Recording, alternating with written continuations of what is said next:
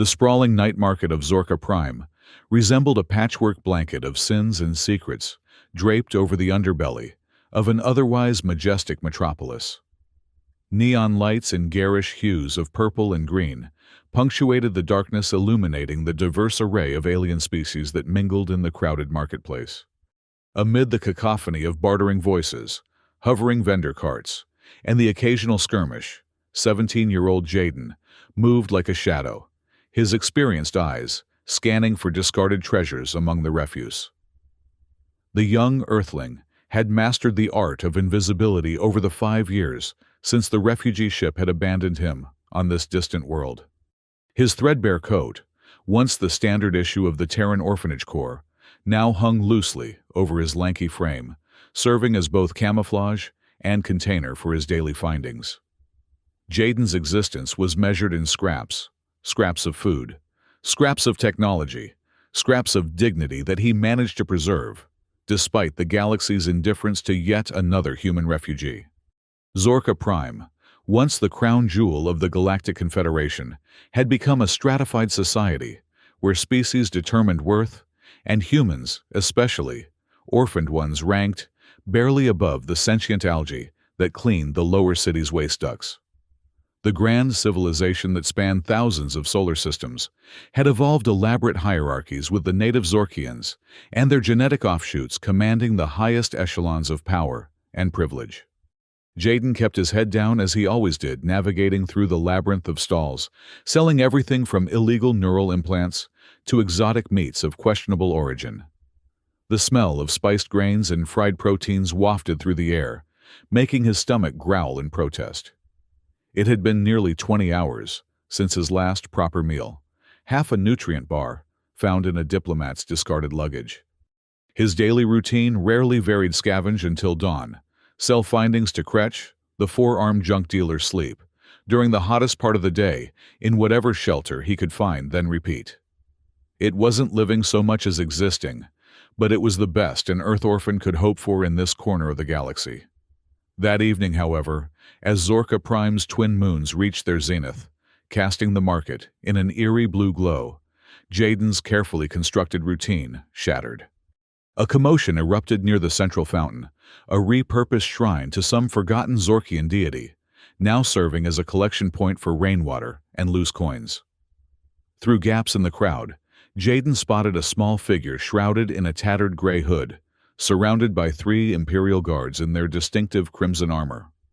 The Empire's presence in the lower markets was unusual enough to draw attention, but it was their aggressive posture toward the hooded figure that made Jaden pause his scavenging.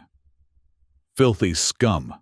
one guard spat the translator in his helmet, converting his native Zorkian clicks into the common galactic language. "Your kind isn't welcome in this sector." His armored boot connected with the shrouded figure, sending a small bundle of what appeared to be herbs scattering across the dirty pavement. The crowd, comprised of dozens of species from across the galaxy, quickly dispersed, eyes averted. Nobody interfered, with Imperial guards doing so was a quick path to detention centers, from which few returned. Yet, something about the hooded figure's quiet dignity, as they knelt to retrieve their scattered possessions, stirred something in Jaden that he thought had died years ago. Perhaps it was recognition, one outcast recognizing another, or perhaps it was simply that he was tired of watching the strong prey upon the weak. With his heart hammering against his ribs, Jaden made a decision that would alter not just his fate, but that of the entire galaxy. He had been saving a small bread roll stolen from a vendor's cart earlier that day for his evening meal.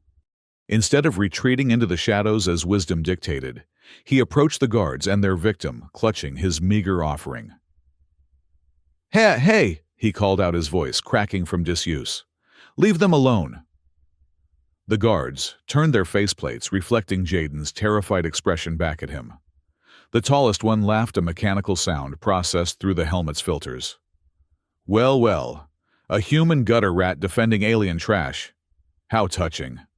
Fear nearly froze Jaden in place, but he forced himself forward, extending the bread toward the hooded figure. "I thought you might be hungry," he said, ignoring the guards and addressing the stranger directly. Through the shadow of the hood, Jaden caught a glimpse of golden eyes, unlike any he had seen before, regarding him with surprise and something that might have been gratitude. A slender hand emerged from the ragged cloth skin, the color of burnished copper, with intricate patterns that seemed to shift like liquid beneath the surface. As the stranger accepted his offering, their fingertips brushed against Jaden's palm, leaving behind a warm sensation and a faint luminescent trail that quickly faded. The lead guard sneered, reaching for his stun baton. Sharing food with vermin is a level 3 infraction, boy. Perhaps a night in a cell will teach you. His threat was cut short by an alarm blaring through the market, a security breach in the upper city. The guard's communication device chirped urgently. "Your lucky day, trash," he spat at both Jaden and the hooded figure. "This isn't over." As the guards hurried toward the source of the alarm, the marketplace slowly returned to its normal chaos, though now with whispers and sidelong glances directed at Jaden and the mysterious stranger. "Thank you," came a voice from beneath the hood, melodious, yet rough as if long unused. "Such kindness is unexpected." Before Jaden could respond, the hooded figure pressed something into his hand, a small crystal that pulsed with an internal light, then melted into the crowd with surprising grace for someone who had appeared so frail moments before.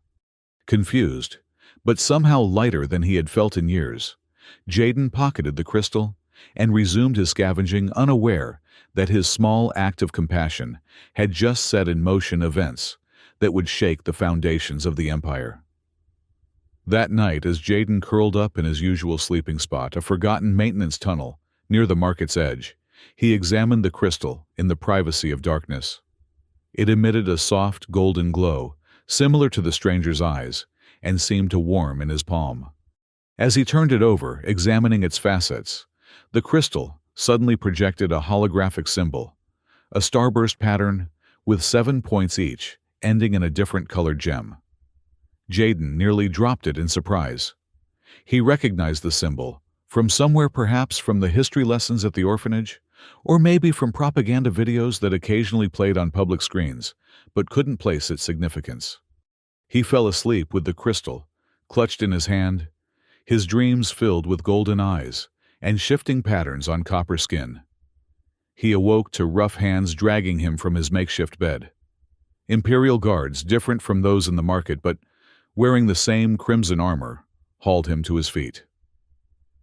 "Jaden Reeves, you are detained for questioning regarding contact with a known insurgent," one announced mechanically. "Resistance will result in immediate neural suppression."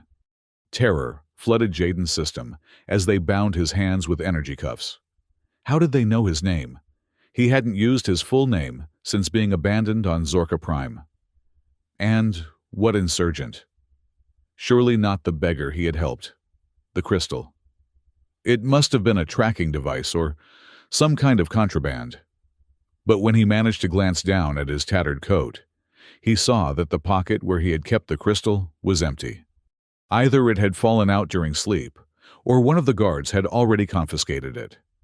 They marched him through the waking market past the curious and fearful gazes of the early morning vendors. Nobody would help him. Nobody ever helped anyone in the lower city. Jaden had accepted this truth years ago, yet the bitter taste of it seemed fresher now, after his own attempt at kindness had led to this. As they approached the security tram that would take him to whatever detention facility awaited, a sudden explosion rocked the platform. Smoke billowed from a nearby waste processing unit, and in the ensuing chaos, guards shouting civilians, screaming alarms blaring, Jaden felt someone grab his arm and pull him into an alleyway. "Move quickly if you want to live," growled a voice in his ear. Through the smoke, Jaden made out the features of a humanoid figure with cybernetic enhancements covering half of his face. The stranger's left eye glowed a mechanical red as it rapidly scanned their surroundings. "Who are you?" Jaden gasped, as they ducked through a service entrance that the cyborg opened with a quick sequence tapped into his forearm panel. "Rax," the cyborg answered tersely. Former galactic marine current pain in the Empire's ass. Your friend sent me. Friend, what friend? I don't have any friends. The one you gave bread to. The one wearing the Imperial bounty on her head like a fashion accessory. The service corridor gave way to a broader tunnel, dimly lit with emergency strips that cast everything in a sickly green glow. Rax moved with the precision of someone intimately familiar with these hidden pathways. That was a woman, Jaden asked, struggling to keep up with the cyborg's pace. And why would the Empire put a bounty on a beggar? Rax stopped so suddenly that Jaden nearly collided with his broad back. The cyborg turned his organic eye, narrowing as he studied Jaden's face. You really don't know who you helped, do you, kid? When Jaden shook his head, Rax let out a sound that might have been a laugh or a snort of disbelief. Well, that makes your actions either incredibly brave or incredibly stupid. The jury's still out on which. They continued through the labyrinthine underground, for what felt like hours descending levels that Jaden hadn't known existed beneath Zorka Prime's surface. The further they went, the more signs of habitation appeared: makeshift dwellings, small hydroponic setups, growing pale vegetables under artificial light, even children playing quiet games in communal spaces. An entire shadow society existed here, out of sight of the Empire's watchful sensors. Finally, they reached a heavily reinforced door, where Rax underwent multiple security scans, retinal voice, and a peculiar sequence where he pressed his hand against the door in a specific rhythm. Welcome to the Resistance, he said, as the massive door swung open, revealing a bustling command center filled with technology that looked far more advanced than anything Jaden had seen in the upper markets. Dozens of beings from various species worked at stations, monitoring communications, studying maps, and maintaining equipment. In the center of it all stood a figure that Jaden recognized despite only having glimpsed briefly before the hooded beggar from the market. Here, however, she stood tall, her posture regal, despite the same tattered cloak. Conversations hushed as Rax led Jaden toward her. The human you requested, Lady Sarah, Rax announced with a formality that seemed at odds with his gruff demeanor. Unharmed as promised. The woman Sarah turned fully toward them, and Jaden felt his breath catch. Though still shadowed by her hood, he could now clearly see her face. High cheekbones, a straight nose, and those remarkable golden eyes, set in copper-hued skin, marked with intricate patterns that seemed to shift and flow like liquid metal beneath her surface. She was beautiful in an alien, almost predatory way that made Jaden intensely aware of his own humanity. Jaden Reeves of Earth. She said his name sounding like music in her accented speech. You have my gratitude. How do you know my name? He asked, finding his voice despite his awe. And why am I here? I'm nobody, just a scavenger. Something that might have been a smile touched Sarah's lips. Nobody is just anything, Jaden of Earth. As for how I know you, the moment your kindness touched me, I knew everything about you that mattered. She extended her hand palm up, revealing the crystal he had received then lost. This is how I found you again. The crystal now glowed brighter than before, pulsing in time with what Jaden realized was his own heartbeat. You gave me this, he said, confused. Why track me down again? Because you showed compassion when the galaxy has forgotten what that word means, she replied. And because the pattern of destiny has woven you into events far larger than either of us. Sarah turned to address the assembled resistance fighters. Prepare for transmission. It's time the galaxy remembers what was stolen from them. A flurry of activity erupted as technicians rushed to their stations.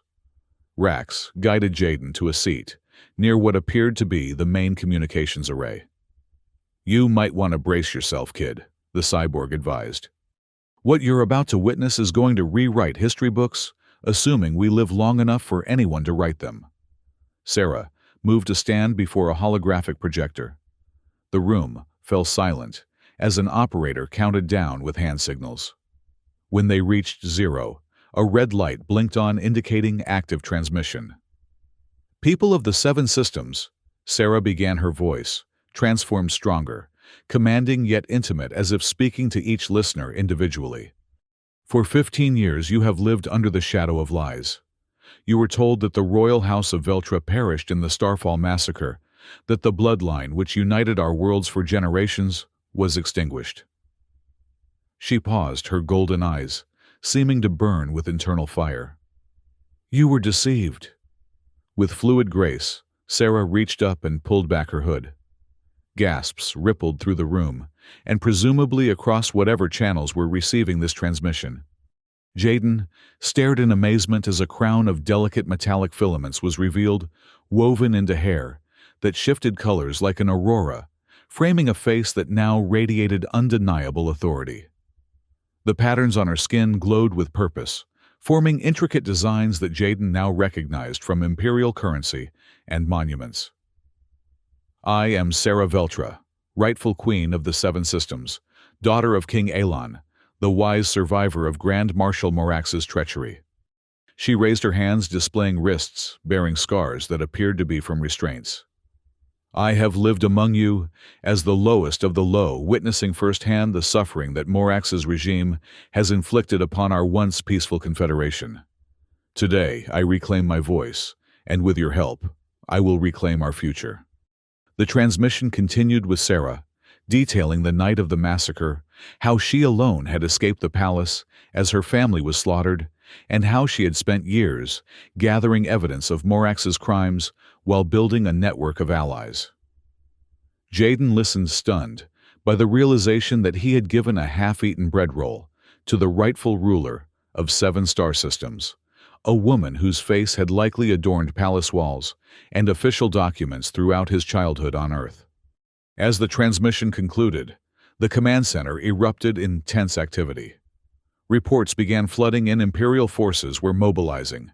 Communications were being jammed in some sectors, and already there were signs of public demonstrations in the upper levels of Zorka Prime. "Your Majesty," Rax approached Sarah with a datapad.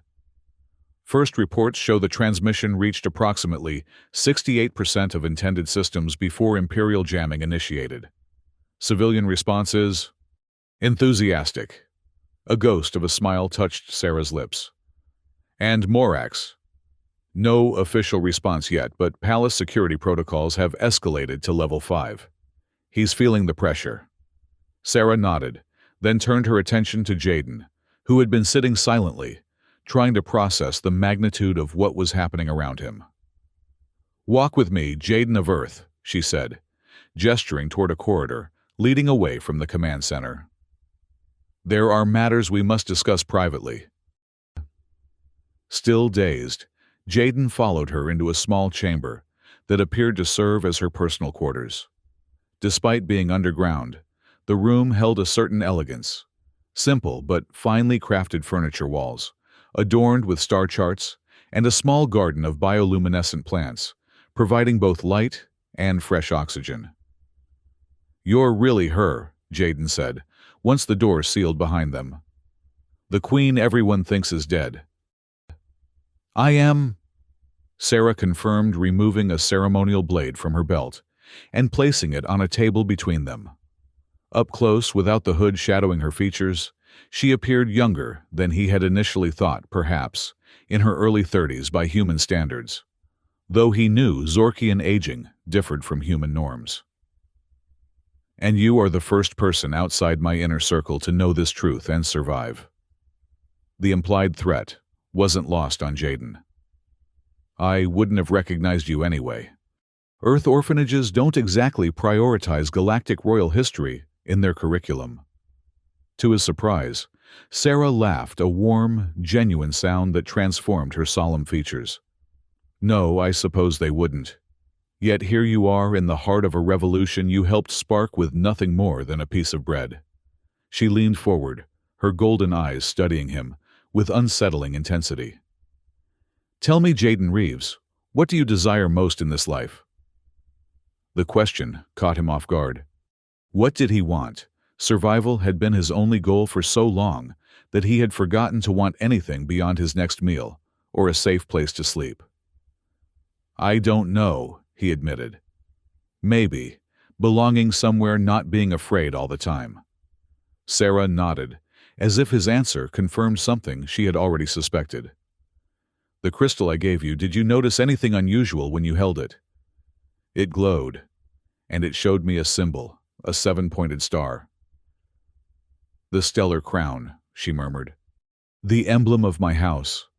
The crystal is an ancient relic passed through generations of Zorkian royalty. It responds only to those with certain qualities." She extended her hand toward him. "May I?" Hesitantly, Jaden placed his hand in hers. Her skin was warmer than human temperature, and where they touched, the patterns beneath her skin seemed to reach toward him like curious tendrils. She turned his hand over, examining his palm with scientific precision. "The crystal left its mark on you," she observed, tracing a pattern on his wrist that Jaden hadn't noticed before, a faint, luminescent outline that mirrored one of her own markings. "This is extremely rare, Jaden. In our history, only a handful of non-Zorkians have ever been recognized by the royal artifacts." "What does it mean?" Sarah released his hand, her expression grave. "It means you have a choice to make. You can leave now. Rax will ensure you're safely transported to any system of your choosing, with enough credits to start a new life away from the coming conflict." She paused, her golden eyes holding his. "Or you can stay and help us reclaim what was stolen from not just me, but from all the peoples of the 7 systems. The path will be dangerous, and I cannot promise your survival." It wasn't really a choice, Jaden realized. Where would he go? What would he do with himself, knowing what he now knew? Besides, something about Sarah and her cause resonated with him in a way nothing ever had before. "I'll stay," he said simply. "I don't know how I can help a queen, but whatever I can do, I will." Relief flickered across Sarah's features so briefly that Jaden might have imagined it. "Then kneel, Jaden of Earth." When he hesitated, she added more gently, "Please." Slowly, feeling somewhat foolish, Jaden knelt before her. Sarah retrieved the ceremonial blade from the table and held it flat across her palms. "In the ancient tradition of my ancestors, I bind you to my service and my protection." She touched the flat of the blade to each of his shoulders. "Rise, Jaden Reeves, first guardian of the exiled queen." The title felt absurdly grand for a former scavenger, but as Jaden stood, he noticed the mark on his wrist glowing more intensely, and with it came a subtle shift in his awareness, a heightened perception of his surroundings, and of Sarah herself, as if an invisible thread now connected them. The moment was interrupted by an urgent knock at the door. Rax entered without waiting for permission, his cybernetic eye pulsing rapidly, a sign of agitation Jaden had learned. "Your Majesty, Imperial forces are moving faster than anticipated. They've deployed neural scanners in the upper sectors and are working their way down. We need to relocate immediately." Sarah's demeanor shifted instantly, from ceremonial to commanding. "Initiate Evacuation Protocol 7. Priority on the communication equipment and historical archives. How long do we have? 3 hours, optimistically. The good news is that civilian unrest is slowing their progress. Your broadcast has people taking to the streets." "And the bad news," Rax's organic eye darkened. "Morax has personally taken command of the operation. He's on Zorka Prime." The significance of this wasn't lost on Jaden. The Grand Marshal, the man who had orchestrated the massacre of Sarah's family and seized control of the 7 systems, had considered this threat serious enough to handle personally. "He fears me still," Sarah murmured almost to herself. "Good. Fear makes men careless." She turned to Jaden. "Your first duty as guardian begins now. Stay close to me." The next few hours passed in a blur of organized chaos. The resistance base, which Jaden learned had been operational for over a decade, began systematically shutting down, with members dispersing through various escape routes to predetermined rendezvous points. Equipment was packed, or destroyed data cores, wiped after their contents were transferred to secure carriers. Throughout it all, Sarah remained calm, issuing orders with the confidence of someone born to command. Jaden, having spent years surviving by being alert to his surroundings, found himself noticing details others missed: subtle signs of Imperial surveillance drones in the upper tunnels, patterns in guard movements that suggested a methodical search rather than random patrols. Each time he shared these observations with Sarah or Rax, they adjusted their plans accordingly, treating his input with the same seriousness as reports from their trained operatives. "You have good instincts," Rax commented, after Jaden's warning about a surveillance pattern helped them avoid a major security checkpoint. Street survival teaches situational awareness better than any military training. "I just watch and listen," Jaden shrugged. "When your next meal depends on not getting caught, you learn to notice things." As the evacuation neared completion, Sarah led Jaden and a small team, including Rax, deeper into the underground complex, past areas that even the resistance fighters seemed unfamiliar with. They arrived at what appeared to be a dead end until Sarah pressed her palm against an unremarkable section of wall. A door materialized, revealing a chamber that took Jaden's breath away. Unlike the utilitarian resistance base, this room was clearly of royal design: arched ceilings, adorned with constellations in precious metals, walls lined with artifacts in preservation fields, and at the center, a raised dais holding what could only be described as a throne, albeit one that had seen better days. "The Shadow Court," Sarah explained, noting Jaden's awe. "Every ruler of Zorka establishes one, a place of power, unknown to all but their most trusted advisors. My father showed me this place just days before the massacre, as if he sensed what was coming." She approached a wall, covered in what appeared to be writing in an ancient form of the Zorkian language. Pressing her hand against specific symbols in sequence, she revealed a hidden compartment containing a small chest. "What we came for," she said, relief evident in her voice. "The royal seals and genetic markers that will prove my identity beyond any possibility of fraud."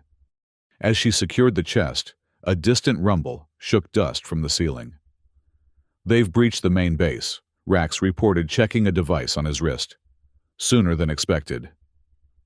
"Then we must move faster than expected," Sarah replied, her calm unshaken. "The extraction ship is waiting at the old temple docks. We'll take the hidden passage from here." She turned to Jaden. "The path ahead is treacherous, designed to deter anyone not of royal blood. Stay directly behind me, step only where I step." The hidden passage proved to be exactly as dangerous as Sarah had warned. Narrow walkways spanned seemingly bottomless chasms. Sections of floor disappeared moments after being stepped on, and at one point, they faced a corridor of shifting energy beams that required precise timing to navigate. Throughout it all, Jaden noticed that the mark on his wrist glowed brighter in moments of particular danger, seeming to guide his movements when instinct alone might have failed him. They emerged in the substructure of what had once been a grand temple, now repurposed as a storage facility for Imperial supplies. Rax led them through the shadows toward a loading dock where a nondescript cargo vessel waited, its engines already humming with pre-launch preparations. "Halt in the name of the Empire!" The command rang out just as they approached the ship's ramp. A squad of Imperial guards emerged from behind shipping containers, weapons trained on their small group. At their center stood a figure in ornate armor of gold and crimson, his face uncovered. Unlike his soldiers, a face Jaden recognized from propaganda broadcasts throughout his life on Zorka Prime. Grand Marshal Morax, the usurper, the butcher who had murdered Sarah's family. In person, Morax was imposing, tall, even for a Zorkian with the same copper skin as Sarah, but marked with artificial enhancements that glowed a malevolent red, rather than the natural patterns of royal blood. His eyes, modified to intimidate, were entirely black, except for red pupils that fixed on Sarah with unmistakable hatred. "The Ghost Queen," he said, his voice surprisingly soft for someone of his stature. I wondered if the reports were true or merely another pretender using old symbols to inspire rebellion. He took a step forward, studying her face. But no, you have Elon's eyes. What a pity I'll have to extinguish them. Again. Beside Jaden, Sarah stood tall, her posture revealing nothing of the emotions that must have been raging within her at facing her family's killer. You failed once, Morax. You will fail again. The Grand Marshal laughed, the sound devoid of humor. I'm afraid not, Your Majesty. He spat the title like a curse. You see, your little broadcast may have stirred some emotions, but emotions fade. By tomorrow, official channels will report that terrorists using advanced holographic technology attempted to destabilize the Empire by impersonating the long-dead princess. Their execution will be public and thorough. His gaze shifted to Jaden. Though I admit I'm curious about your human pet. The royal artifacts haven't responded to an off-worlder in generations. Before anyone could react, Morax raised a hand device and fired a pulse that struck Jaden squarely in the chest, sending him sprawling to the ground, his muscles seizing with electrical overload. The mark on his wrist flared painfully bright, then dimmed to almost nothing. Through the haze of pain, Jaden heard Sarah cry out, not in fear, but in fury. When his vision cleared, he witnessed a scene that would forever be etched in his memory. Sarah stood with arms outstretched, the patterns on her skin glowing so intensely they seemed to be burning through the fabric of her cloak. Around her, the air itself appeared to bend and distort, and the Imperial guards nearest to her dropped their weapons, clutching their heads in apparent agony.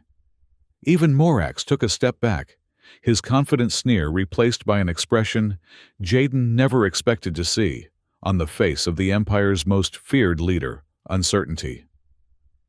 The old powers, Morax whispered. Impossible. They were bred out of the royal line centuries ago. Not bred out, Sarah corrected her voice, resonating with unnatural harmonics. Hidden, protected, preserved for when they would be needed most. She made a gesture with one hand, and the fallen guards' weapons rose into the air, disassembling themselves into component parts that clattered uselessly to the floor. Something fundamental shifted in Morax's expression, the uncertainty crystallizing into genuine fear. Kill them, he commanded, backing toward an exit. Kill them all. The remaining guards opened fire, but Rax had used the distraction to deploy a portable shield generator. Energy bolts ricocheted off the protective bubble as he and the resistance fighters returned fire, creating cover for their retreat toward the ship. Jaden, still weak from Morax's attack, felt strong hands lift him. Sarah herself was pulling him to his feet, her strength belying her slender frame. I won't lose another innocent to that monster, she said, supporting him as they stumbled toward the vessel's ramp. Inside, the ship emergency protocols were already in motion. Resistance members secured doors, tended to the wounded, and rushed to their stations as the engines roared to full power. Through a viewport, Jaden watched Morax escape with his personal guard, disappearing into a secure Imperial transport as their own ship broke free of the dock's moorings. We made it, he breathed, hardly believing they had escaped. Beside him, Sarah's luminescence had faded, leaving her looking exhausted but resolute. For now, she cautioned. But this is merely the opening move in a much longer game. As their ship accelerated away from Zorka Prime, breaking through the atmosphere into the star-studded blackness of space, Jaden felt something he hadn't experienced since being abandoned years ago. Purpose. Whatever this revolution would bring, whatever dangers lay ahead, he was now inextricably part of something larger than himself. And somehow, against all odds, he didn't feel afraid. The days following their escape from Zorka Prime passed in a whirlwind of activity aboard the Resistance vessel, which Jaden learned was called the Starblade, a former Imperial scout ship, repurposed and heavily modified for stealth operations. Their immediate destination was Lyria, the fourth planet in the Zorka system, known for its dense forests and population largely loyal to the old royal family. As Jaden recovered from Morax's attack, he spent his time learning about the resistance, the true history of the Seven Systems, and most fascinatingly, about Sarah herself. The royal family of Zorka isn't like human monarchies, Rax explained, during one of their impromptu history lessons in the ship's cramped mess hall. The cyborg had taken on the role of Jaden's unofficial mentor, seemingly amused by the humans' endless questions. They don't just rule by birthright or military might. The Veltra bloodline carries genetic markers that connect them to the planet itself. Jaden frowned. Connect them? How that sounds more like religion than science. To primitive species, perhaps, came Sarah's voice, as she entered the room, causing both men to stand respectfully. She waved them back to their seats and joined them, accepting a cup of steaming herbal tea from a crew member. These informal interactions still surprised Jaden. On the propaganda broadcasts, imperial leadership was always portrayed with untouchable formality. But it is quite tangible. My ancestors were genetically modified by the architects, the species that first brought interstellar travel to this sector. She held out her arm, where the flowing patterns beneath her skin moved in lazy currents. These markings are not decorative. They're a living connection to Zorka's planetary consciousness, allowing the royal family to access abilities beyond normal Zorkian capabilities. Like what you did at the dock, Jaden said, remembering how she had disassembled the guards' weapons with a gesture. I've never seen anything like that, Sarah nodded. Telekinetic manipulation is one such ability, though using it at that scale leaves me drained, as you saw.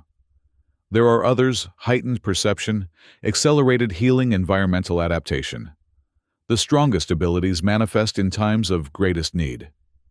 She looked down at her tea, suddenly appearing vulnerable. My mother could heal with a touch. She saved thousands during the Nelvian plague. I never inherited that particular gift. There was sorrow in her voice, and Jaden wondered how many times during her years in hiding she had wished for her mother's healing ability, rather than her own, more martial powers. "And the crystal you gave me," he asked.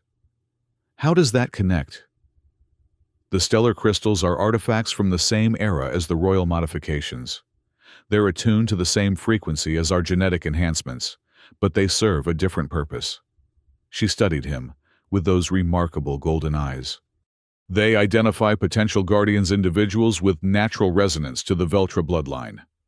In the old days, each monarch had a circle of 7 guardians, symbolized by the 7 points of the stellar crown. Rax snorted. Been a few centuries since anyone had a full circle. The practice fell out of favor when interplanetary politics became more about treaties and less about individuals. Yet, here we are, Sarah mused, her gaze still on Jaden.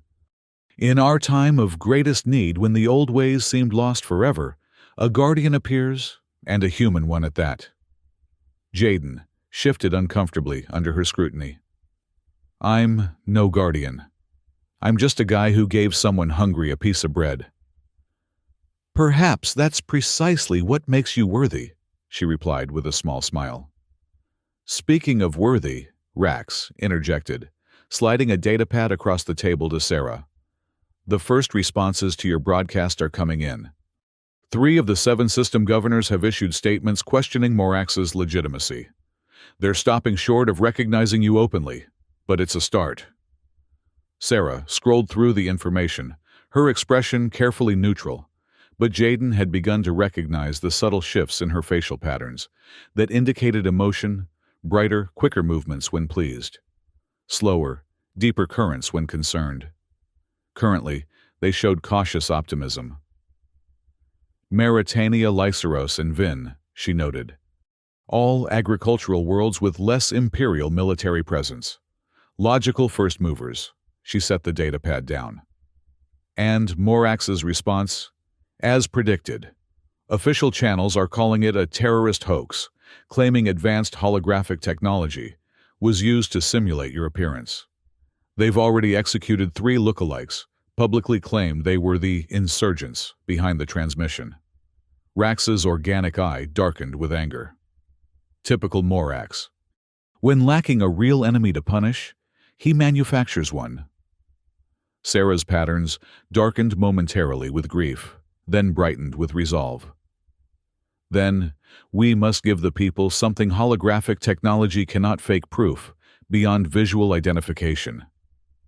She touched the small chest they had retrieved from the Shadow Court, which now sat secured in her private quarters. The royal seals contain genetic material from every monarch in the Veltra line, preserved in a quantum stasis field. When activated by living royal blood, they produce a bioluminescent signature, impossible to counterfeit. Great, Rax said, but that only works if people can see it. Imperial media won't exactly invite you on for a demonstration. Then we bypass Imperial media entirely, Jaden suggested, an idea forming. The market channels the unofficial networks merchants use to communicate across systems. They're built on old technology the Empire considers too primitive to monitor closely. Both Sarah and Rax turned to him with interest. You know these channels, Rax asked. Jaden nodded. Every scavenger does. It's how we know where to sell rare finds, which security patrols to avoid, which merchants are running Imperial stings. The information travels from market to market through courier chips, physical data transfers, rather than network transmissions. Harder to trace, Rax acknowledged, but also slower to spread.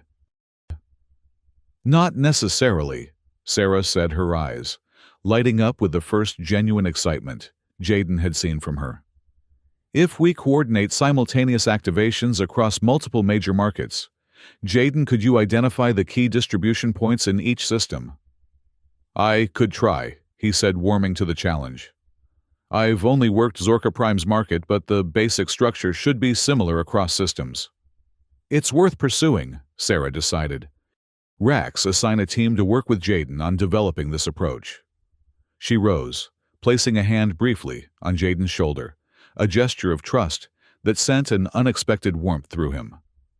Your street knowledge may prove more valuable than all our military experience.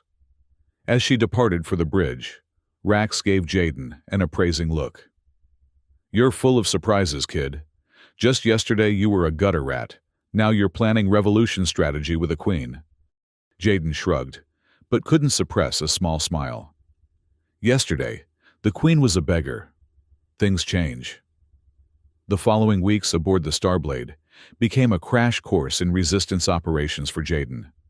His days were filled with strategy sessions, learning the complex political landscape of the 7 systems, and developing his plan for distributing Sarah's proof of identity through the underground market networks. To his surprise, his years of surviving on the margins of society had equipped him with insights that the more formally trained resistance members lacked knowledge of: how information flowed among the disenfranchised, which authority figures could be bribed versus those who were true believers in the Empire, and how to blend into environments where uniformed operatives would immediately be spotted. The mark on his wrist, which he now understood was called the Guardian Sigil, had stabilized into a permanent, luminescent pattern that matched one of the markings on Sarah's arm. It served as both identification among resistance members and, more practically, as a way to locate Sarah in emergencies. The closer she was, the brighter it glowed, creating an almost compass-like awareness of her location. This connection proved particularly useful during their first covert mission planetside on Lyria. The densely forested world served as a resistance stronghold, but recent Imperial crackdowns had made movement between settlements dangerous. Jaden accompanied Sarah and a small team to meet with local resistance leaders, serving as both lookout and, somewhat to his embarrassment, royal bodyguard. They had traveled in disguise, Sarah once again hooded and hunched, playing the role of a humble herbalist, while Jaden posed as her assistant. Their small hover transport wound through forest paths too narrow for Imperial patrols, guided by locals who knew every hidden route. The meeting location was an ancient temple complex, half reclaimed by the massive trees that dominated Lyria's landscape. As they approached, Jaden's sigil began to pulse in a pattern he hadn't experienced before, not the steady glow of Sarah's proximity, but an erratic flashing that sent sharp tingles up his arm. "Something's wrong," he whispered to Sarah as they neared the temple entrance. "The sigil is warning me." Sarah paused her own markings, shifting more rapidly beneath her skin. "I sense it too. Imperial presence nearby." She signaled the team to halt and take defensive positions. Just as they ducked into the underbrush, an Imperial patrol emerged from the temple. Not the standard guards they had encountered on Zorka Prime, but elite Shadow Corps soldiers in matte black armor that absorbed light rather than reflecting it. Between them, they dragged two bloodied prisoners. "Trap!" Rax hissed from nearby. "They got to the local contacts first." Jaden felt Sarah tense beside him, knew she was considering intervention despite the overwhelming odds. Without thinking, he placed his hand over hers. "We can't help them if we're captured too," he whispered. "The mission has to come first." For a tense moment, he thought she might ignore him, Queen outranking Guardian in matters of command. But then she nodded, her expression pained, but resolute. They remained hidden until the patrol passed, then retreated to their transport and departed the area, making contact with alternative resistance cells through backup protocols. That night, as they camped in a remote forest clearing, Jaden found Sarah sitting alone by a small fire, her expression distant. "You made the right call," she said, without looking up as he approached. "I would have risked everything to save two people, compromising our chance to save millions." Jaden sat beside her, the fire's warmth welcome against the evening chill.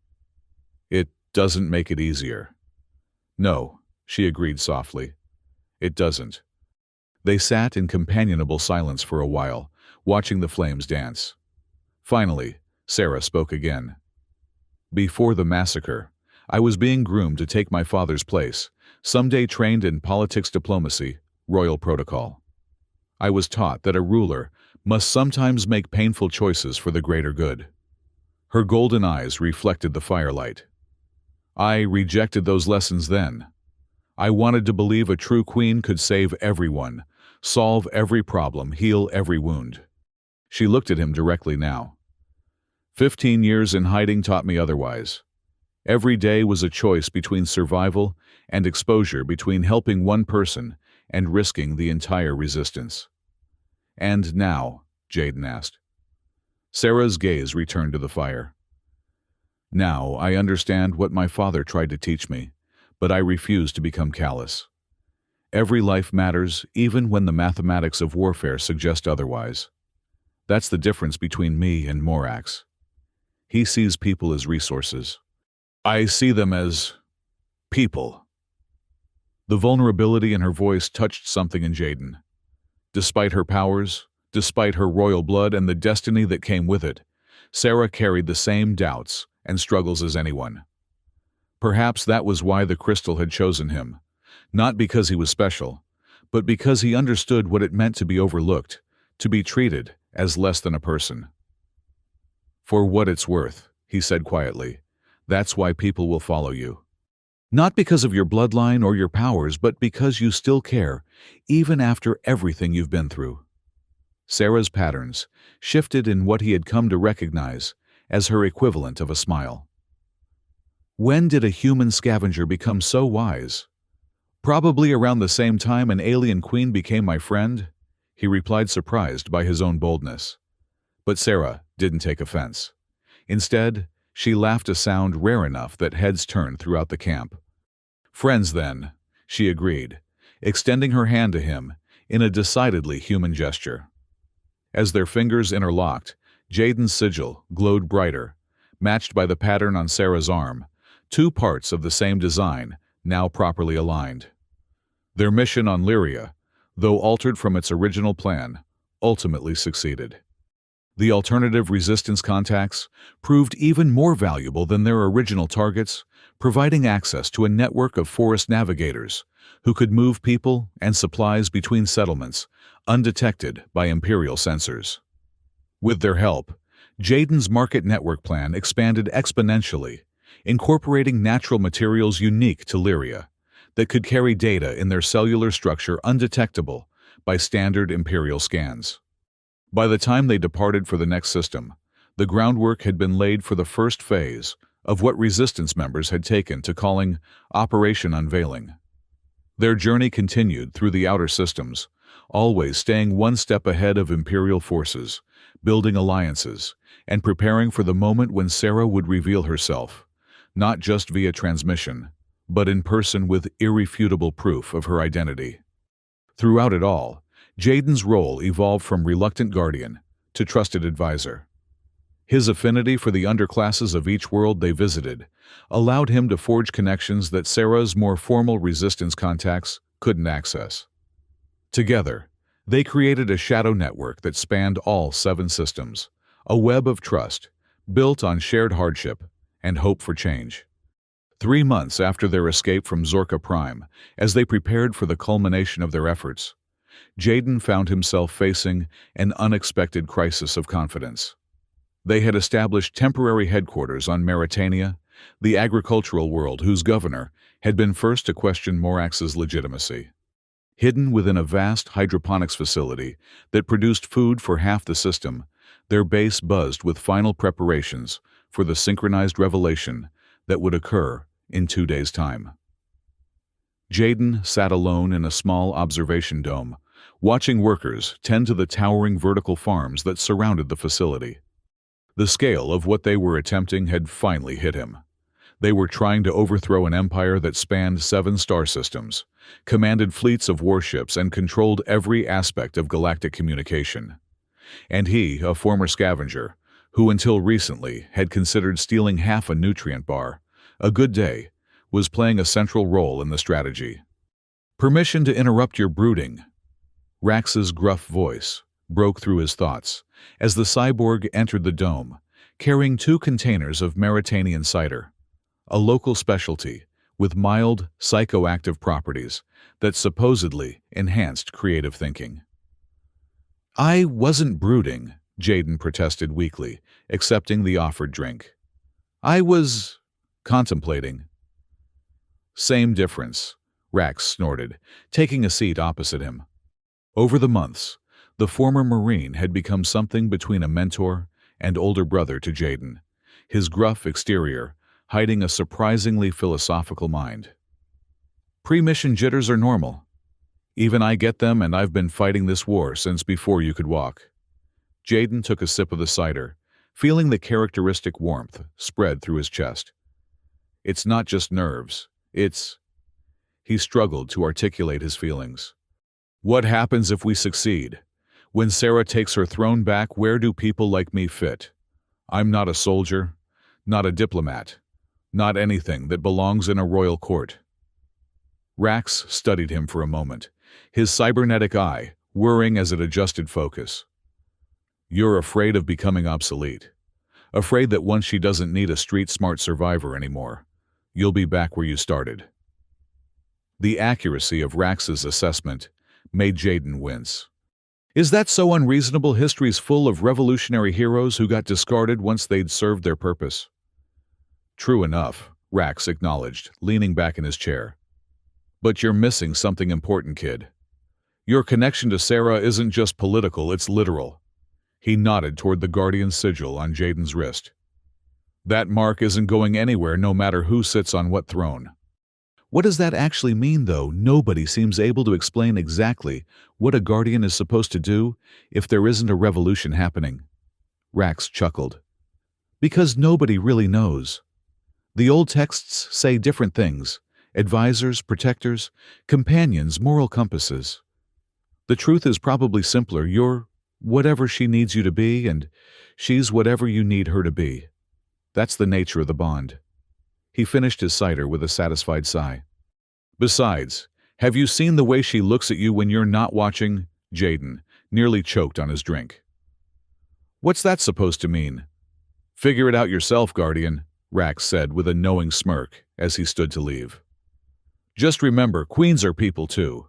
Sometimes extraordinary people need ordinary connections to keep them grounded."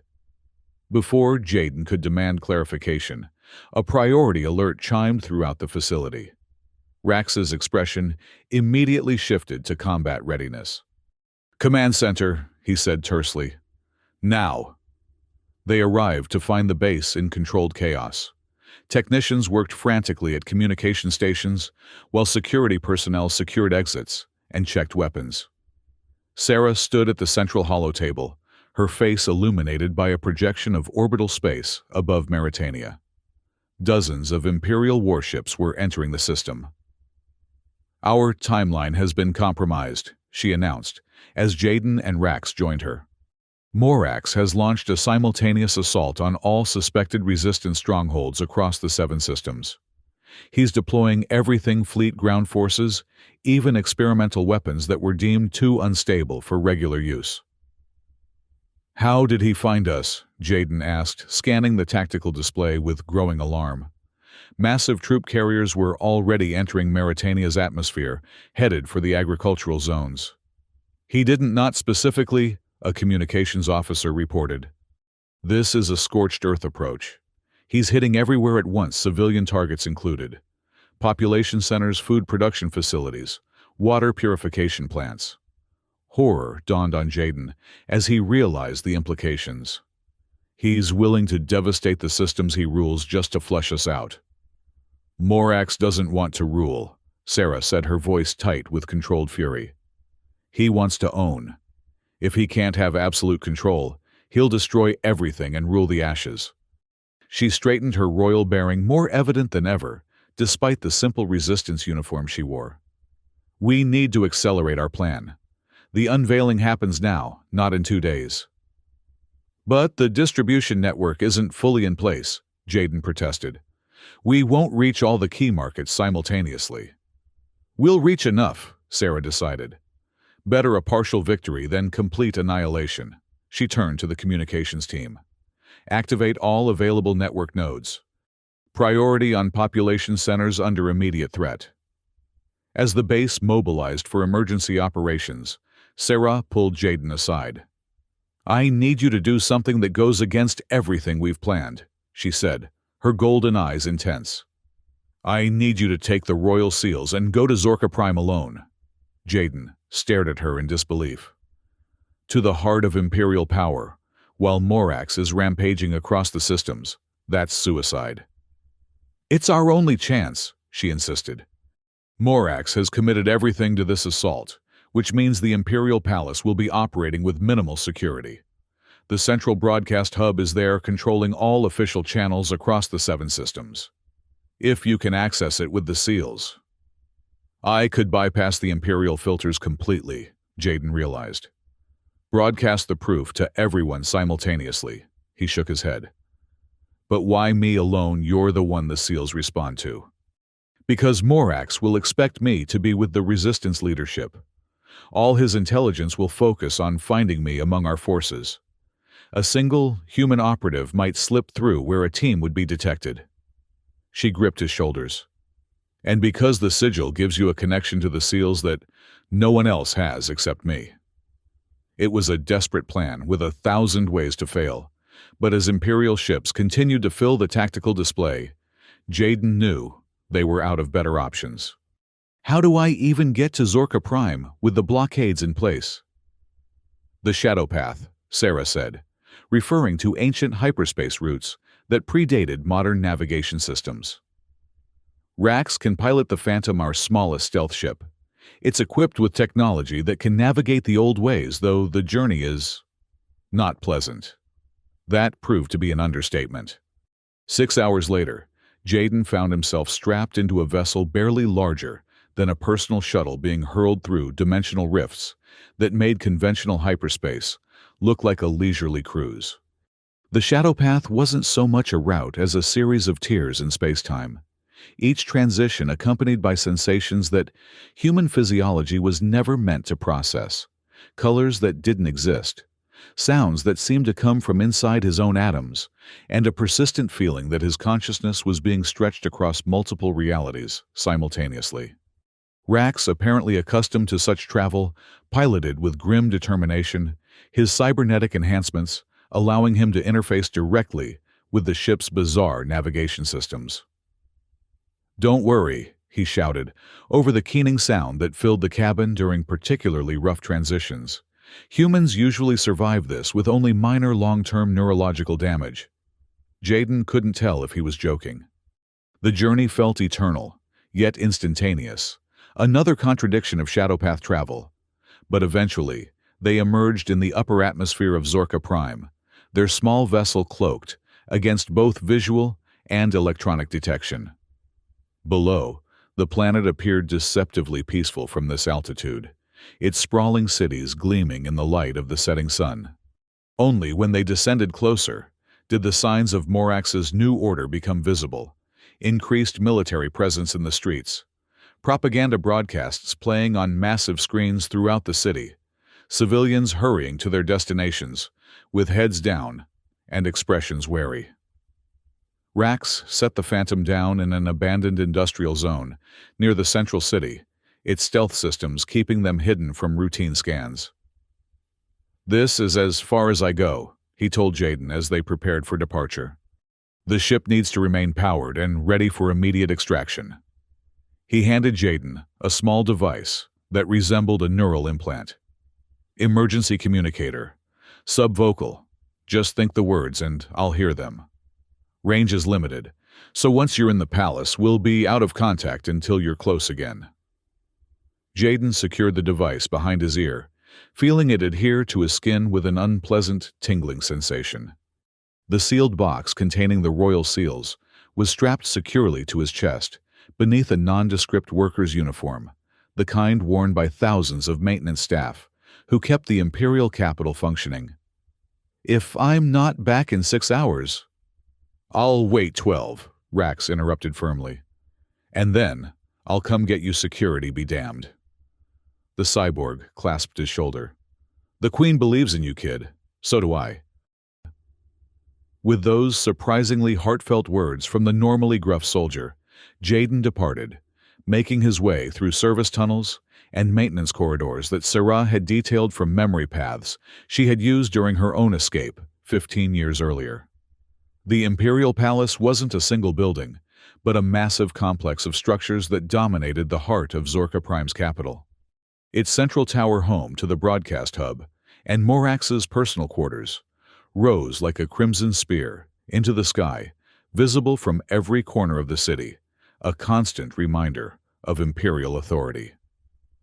Security increased exponentially as Jaden approached the complex, but his worker's disguise and the forged clearance chips Sarah had provided allowed him to blend with the constant flow of service personnel. The palace, for all its grandeur, required an army of cleaners, technicians, food preparers, and maintenance workers to function, most of them so beneath notice that guards barely glanced at their credentials.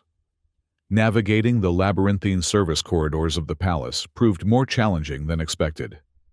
Many of the routes Sarah had described had been sealed or rerouted in the years since her escape, forcing Jaden to improvise repeatedly. Each detour increased the risk of discovery, but the Guardian's sigil proved unexpectedly helpful, glowing brighter when he moved toward the central tower, as if some essence of Sarah remained in her ancestral home, guiding him forward.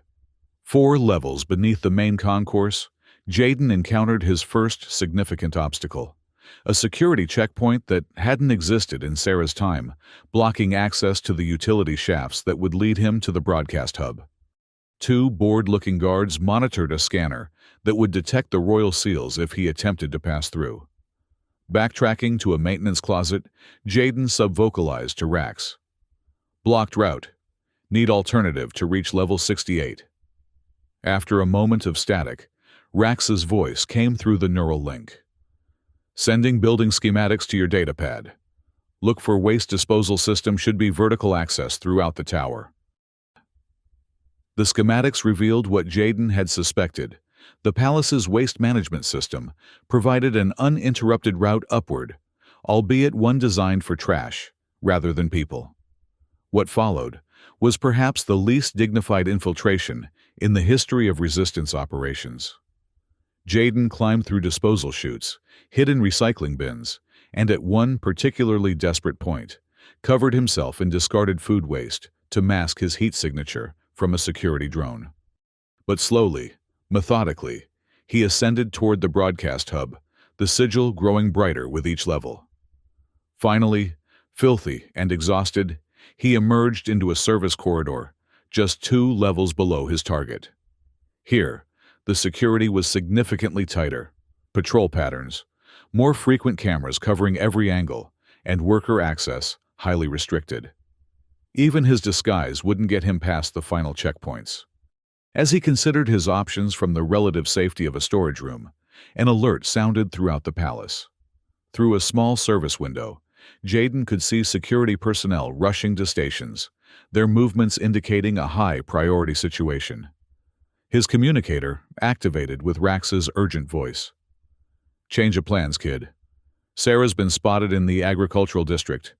Morax is deploying everything to capture her." Jaden's heart sank. "Is she safe?" "For now. It's a diversion. She never left Mauritania. We deployed a holographic decoy to draw forces away from the palace." Rax's voice carried both pride and concern. "It's working too well. Morax himself is heading to the scene. This is your chance. Security will be focused outward, not inward." Sure enough, when Jaden cautiously emerged from hiding, the corridor was noticeably emptier. Taking advantage of the chaos, he made his way to a service elevator reserved for high-level maintenance teams. The keycard Sarah had provided wouldn't work here. These systems required biometric authentication. But another gift from Sarah offered a solution. From a hidden pocket, Jaden removed what appeared to be a thin glove, made of translucent material. When he slipped it on, it conformed perfectly to his hand, becoming nearly invisible, except for a faint iridescence. "Skin print fabricator," Sarah had explained when giving it to him. "Programmed with the biometric pattern of a Level 9 maintenance supervisor. One-time use, only the molecular structure breaks down after authentication." Jaden pressed his gloved hand to the scanner, holding his breath as it processed the fabricated patterns. After an agonizing moment, the panel flashed green, and the elevator doors slid open. The broadcast hub occupied the 68th floor of the central tower, a circular chamber ringed with transmission equipment and dominated by a massive hollow projector in its center. During normal operations, it would be staffed by dozens of technicians. But as Jaden emerged from a maintenance duct into the hub's lower level, he found it operating in automated mode, with only a skeleton crew, most of whom had abandoned their posts to monitor the developing situation with the supposed royal sighting. Moving silently between massive server banks, Jaden made his way to the central control node, the nexus point from which all official broadcasts throughout the 7 systems originated. This was the moment they had planned for, the single point of vulnerability in Morax's communication stranglehold. If he could connect the royal seals to this system and activate them with his sigil, Sarah's genetic proof would be transmitted to every screen, every communication device across all 7 planets simultaneously. No imperial sensor could stop it. No propaganda could counter it. For a brief, critical moment, the truth would be undeniable. As he reached the control node, Jaden carefully removed the sealed box from beneath his uniform. The ancient container hummed with energy that resonated with his sigil, causing both to glow more intensely. Following Sarah's instructions, he placed his marked wrist against the container's lock mechanism. The box recognized the Guardian's sigil internal components, shifting and realigning until the lid opened, revealing 7 crystal spheres, nested in a formation that mirrored the stellar crown emblem. Each sphere contained what appeared to be liquid light, the preserved genetic essence of Sarah's royal ancestors, culminating with her father, King Elon. Jaden connected the container to the broadcast system, using an adapter. Sarah had provided technology that bridged the ancient royal artifacts with modern imperial systems. As the connection stabilized, the spheres began to pulse in unison, their light growing stronger as they interfaced with the hub's transmission matrix. All that remained was the final activation, a process that required both the Guardian's sigil and a sample of royal blood. Sarah had provided the latter in a small vial that Jaden now removed from a protected inner pocket. The crimson liquid inside glowed with the same internal luminescence as Sarah's skin markings. When he unsealed the vial, the liquid seemed almost alive, responding to the proximity of the seals and the sigil. Carefully following the precise instructions he had memorized, Jaden poured a single drop onto each crystal sphere, then placed his marked wrist in the center of the formation. The effect was immediate and overwhelming. Light erupted from the seals, not the artificial brightness of technology, but something more fundamental, as if a piece of a star had been captured and released. The light formed into a coherent beam that shot upward into the hub's main projector, interfacing with its systems, and spreading outward through every connected channel. On screens across the 7 systems, from the grandest public plaza to the smallest personal device, regular broadcasts suddenly dissolved, replaced by the image of the royal seals in full activation. The genetic record of the Veltra bloodline displayed itself in patterns of light that were both beautiful and impossible to counterfeit, culminating in Sarah's unique signature proof, positive that she lived and that her claim to the throne was legitimate by every standard of the ancient laws.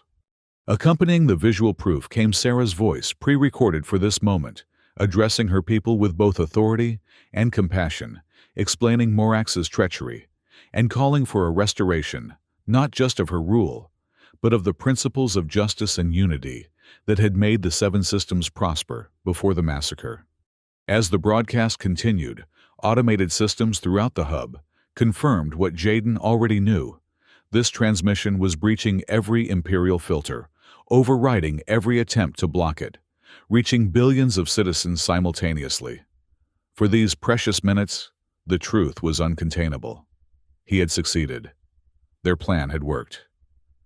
Just as he began the process of disengaging the seals preparing for his extraction, a slow, clapping sound echoed through the hub. Jaden spun to find himself facing a nightmare.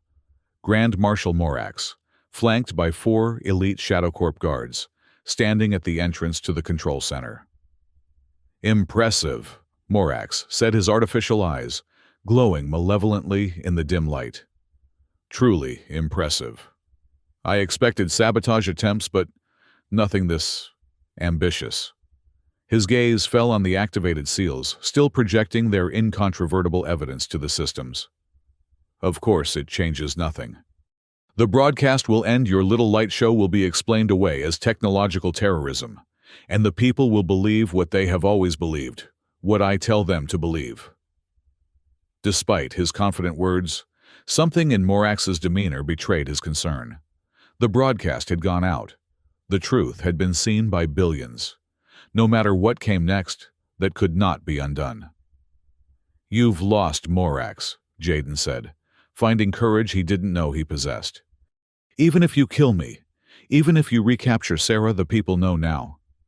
You can't execute everyone who saw this transmission." Morax's expression darkened. "You overestimate the average citizen's courage, boy. Memory is malleable loyalty, easily reinforced with sufficient incentive." He gestured to his guards. "Seize him, and secure those artifacts. I want them studied and then destroyed." The guards advanced, weapons ready. Jaden glanced desperately around the control center, seeing no escape route. The seals were still active, still transmitting, but would shut down the moment they were disconnected. He needed to buy more time. Every additional second the broadcast continued meant more people seeing the truth, more seeds of resistance planted. With no other option, he lunged for the emergency protocol station, a security terminal designed to lock down the broadcast hub in case of external attack. Before the guards could stop him, he slammed his hand onto the activation panel, triggering a facility-wide security alert. Massive containment doors began closing throughout the hub emergency systems, engaging to isolate and protect the critical broadcast infrastructure, including crucially maintaining all active transmissions until the alert was resolved.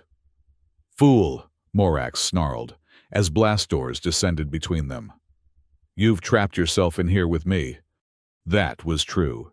Jaden had sealed himself in the central control area with Morax, and two of his guards, the other two cut off by the containment doors.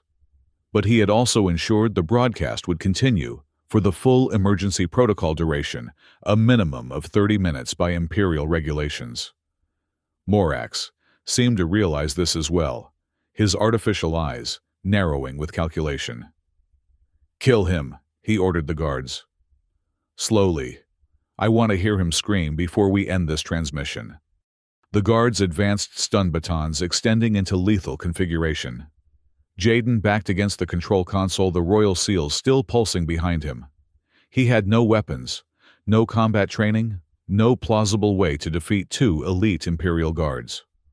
What he did have, however, was a connection to something ancient and powerful, a connection symbolized by the glowing mark on his wrist. As the first guard lunged toward him, Jaden instinctively raised his marked arm in a defensive gesture. To everyone's shock, Jaden's included the Guardian's sigil flared with blinding intensity, projecting a field of energy that repelled the guard's attack. The second guard fired his weapon, but the energy bolts dissipated harmlessly against the same protective field. Morax's expression transformed from contempt to disbelief. "The Guardian powers," he whispered. "That's impossible. No human has ever—" His shock quickly gave way to rage. Enough of this. He drew his own weapon, not a standard issue, but something far more sinister, a neural disruptor that attacked the victim's nervous system directly, bypassing physical defenses. Before Jaden could react, Morax fired. The beam struck him square in the chest, sending him collapsing to the floor in agony as his muscles spasmed uncontrollably. The protective field generated by the sigil hadn't blocked this attack, perhaps because it originated from within rather than without. Through the haze of pain, Jaden saw Morax approaching the Royal Seal's weapon, raised to destroy them and end the transmission. With his body failing him, Jaden focused entirely on the one connection that had never faltered since that day, in the market, his link to Sarah, symbolized by the sigil, that now pulsed erratically on his convulsing wrist. Across the stars, across the systems, he reached out with his mind pouring every ounce of his will into that connection. Show them. Show everyone. The truth cannot be killed. Whether through technology or something more mystical, his desperate plea found its target. The Royal Seals suddenly pulsed with renewed energy, their broadcast changing, expanding. The genetic record that had been transmitting was joined by something new, a real-time connection that somehow impossibly linked the broadcast hub on Zorka Prime with Sarah's location on distant Mauritania. Her image appeared above the seals, no longer a recording, but a live transmission, showing her standing among resistance fighters as they defended against Imperial forces. And beside her appeared another image, the interior of the broadcast hub, showing Morax standing over Jaden's fallen form, weapon in hand, his face contorted with murderous rage.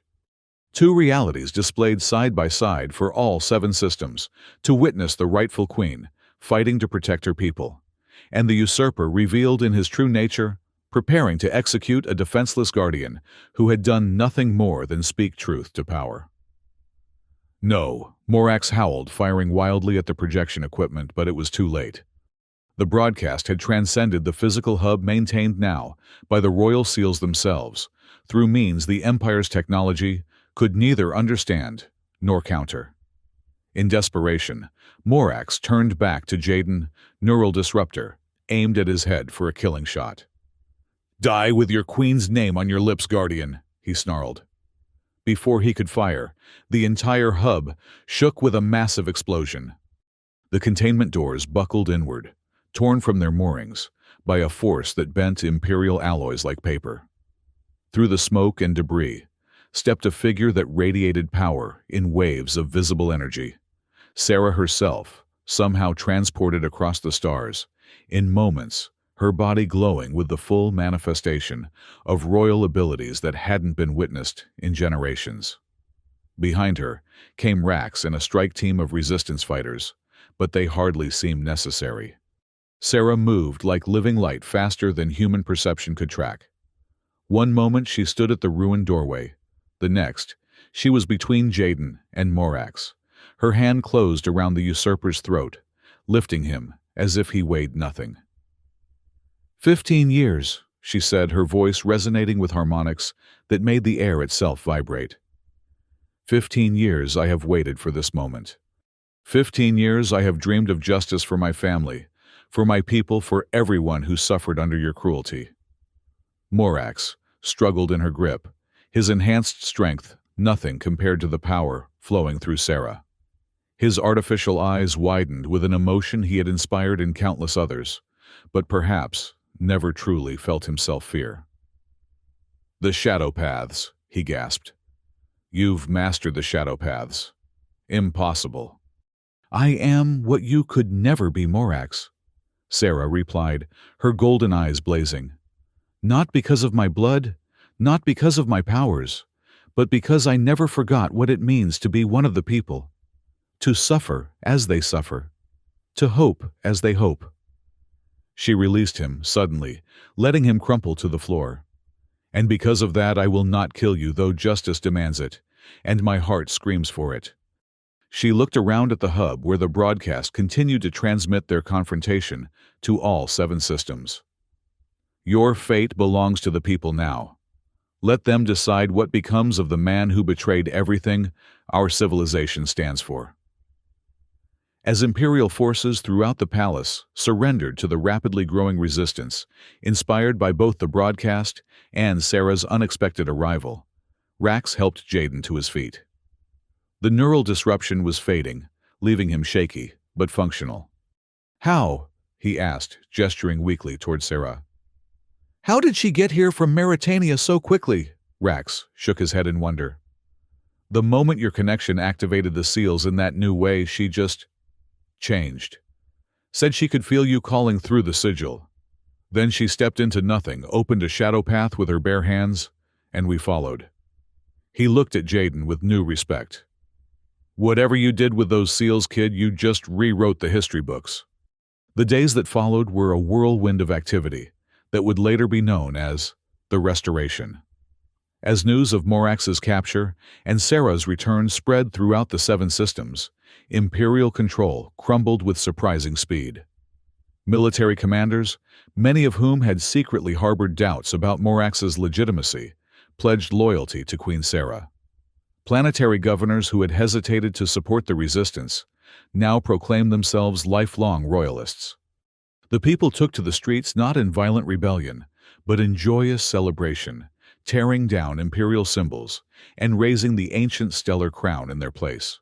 Sarah established her interim court, not in the imperial palace too tainted by Morax's years of rule, but in the Grand Temple of Unity, a neutral space that had once served as a meeting place for representatives from all 7 worlds. There, she received delegations from across the systems, rebuilding alliances, healing old wounds, and laying the groundwork for a new era of cooperation. Throughout it all, Jaden remained by her side, his position as First Guardian, no longer a ceremonial title, but a vital role. The connection between them had grown stronger since the events in the broadcast hub, the sigil, now a permanent part of him that glowed with steady reassurance linking him to Sarah, and the strange powers she wielded. The broadcast changed everything, Rax commented, as they watched another planetary delegation depart after pledging fealty to the restored crown. Not just politically. Something fundamental shifted in the royal powers that day. Jaden nodded, still trying to comprehend what had happened. Scientists and scholars had been studying the records of the event, attempting to explain how Sarah had traversed the shadow paths without technology, how the royal seals had established the unprecedented dual broadcast, how Jaden's own guardian abilities had manifested to protect him from the guards. The most convincing theory suggested that the ancient technologies left by the architects, the same ones that had modified the royal bloodline centuries ago, had always been designed to evolve, to awaken new capabilities in times of greatest need. It's a new era, Sarah had told her council of advisors. The old separation between the crown and the people ends now. What awakened in the broadcast hub wasn't just my power, or Jaden's. It was the beginning of something our ancestors always intended, but that we had forgotten. 6 months after the restoration, as stability returned to the seven systems, Jaden found himself once again contemplating his place in this new world. The street orphan, who had once scavenged for scraps, now held one of the highest positions in the royal court with apartments in the newly renovated palace, and responsibilities that affected millions of lives across multiple worlds. Sometimes it felt like a dream from which he might awaken at any moment, back in his maintenance tunnel on Zorka Prime. On the anniversary of that fateful day in the market when he had offered bread to a disguised queen, Jaden stood on a balcony overlooking the capital city, now transformed from Morax's militaristic stronghold into a vibrant metropolis where species from all systems mingled freely. The sun was setting, bathing everything in golden light that reminded him of Sarah's eyes. Contemplating again, her voice came from behind him, warm with affection. Unlike official functions where she wore the formal regalia of state, in private Sarah preferred simpler attire, though the royal patterns on her skin could never be disguised. Remembering, Jaden corrected, turning to face her with a smile. 1 year ago today I was nobody, just another human trying not to starve. Now I'm... He gestured vaguely at himself, at the elaborate guardian uniform he still felt uncomfortable wearing. Now you're still Jaden, Sarah said, moving to stand beside him at the balcony rail. The same person who gave away his only food to help someone in need. That's what makes you worthy of being guardian, not your ability to navigate palace politics or lead diplomatic missions, though you've become remarkably good at both. She placed her hand over his, their marks aligning perfectly. The architects who created the royal modifications understood something that Morax never did. True power isn't about control or dominance. It's about connection, between ruler and citizen, between different species, between hearts that recognize something worthy in each other. Jaden turned his hand to intertwine his fingers with hers, a gesture that would have scandalized the court if seen, but that had become natural between them in private moments. So what happens now? We've restored the throne, reformed the government, established new treaties. Where does a guardian fit in peaceful times? Sarah's pattern shifted in the way he had come to recognize as her most genuine smile. That's the beauty of it, Jaden. We get to decide that together. The old texts speak of 7 guardians each, representing a different aspect of leadership. Wisdom, compassion, courage, justice, truth, harmony, vision. You've already demonstrated most of those. And the future? He asked the question, holding more meaning than just governance and politics. Sarah stepped closer, the glow of her markings intensifying in a way that Jaden had learned signified her deepest emotions. The future is ours to create. The connection we share, Guardian and Queen Human, and Zorkian, 2 people who found each other against impossible odds. Perhaps that's the greatest legacy we can leave. Proof that the divisions between species, between worlds, between any of us, they're illusions. Constructs no more solid than Morax's empire proved to be. As twilight deepened around them, and the first stars appeared in the Zorka Prime sky, Jaden felt a sense of peace that had once seemed impossible for a street orphan to achieve. Whatever challenges awaited, and there would be many in rebuilding a society after generations of imperial rule, he would face them with purpose, with honor, and with the knowledge that sometimes the smallest act of kindness could indeed change the fate of entire worlds. Far below, in the city streets, a human child offered a piece of fruit to a young Zorkian who had dropped their own. Their parents, instead of pulling them apart, as might have happened under the old regime, smiled at each other across the racial divide that once seemed unbridgeable. Small acts rippling outward. This was how galaxies changed, not all at once in grand revolutions, but day by day, kindness by kindness, until the old ways became unimaginable and the new reality simply was. Sarah squeezed Jaden's hand, her golden eyes reflecting the emerging stars. My father used to say that true change is like the growth of a forest, invisible day to day, yet unstoppable over time. And does that satisfy a queen who can bend space and command ancient technologies? Jaden asked with gentle teasing. Her laughter, once so rare during their desperate flight from Morax's forces, now came easily. It satisfies this queen who has learned that the greatest power lies not in what one can command, but in what one can inspire in others. As night fell fully upon the capital of the Seven Systems, the Guardian and his queen remained on the balcony, two figures silhouetted against the stars, one human, one Zorkian, both forever changed by a simple act of compassion that had shocked a galaxy and reminded it of what truly mattered.